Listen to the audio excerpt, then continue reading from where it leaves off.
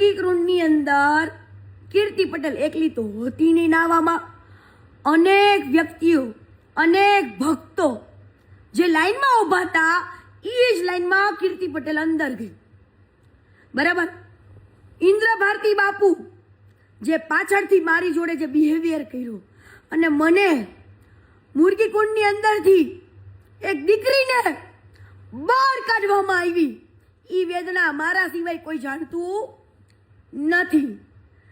તો મેં પણ એ જ કર્યું કે બધા જ ભાવિ ભક્તો અંદર સ્નાન કરતા હતા.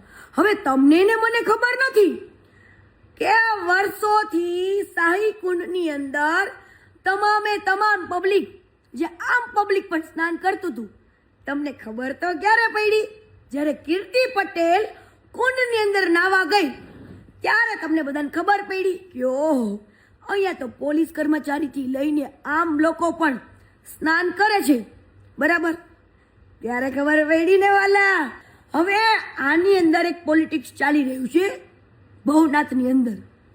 હું તો ઇન્દ્ર ભારતી બાપુને શિષ્ય નથી. હું હરિહરન ભારતી બાપુને મેં ગુરુ માનેલા છે, મેં ગુરુ દીક્ષા લીધેલી છે, ગુરુ મંત્ર લીધેલો છે. રાઈટ.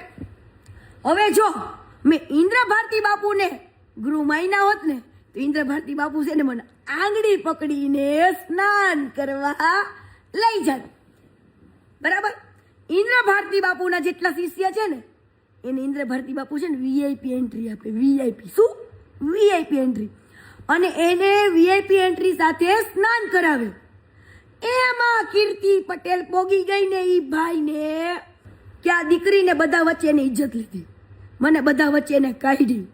કાંઈ વાંધો નહીં, કીર્તિ પટેલ છે ને ડબલ જીગરવાળી છે. કેમ કે તમે આ દિલ તોડો ને તમારો આ રેડી જ હોય. કેમ કે હું સુખમાંય મોજમાં હોય ને દુઃખમાંય મોજમાં હોય. ઇન્દ્ર ભારતી બાપુને ખબર હતી નહીં. અને એ તું તારી વાય ભારતી કાઢી નાખજે.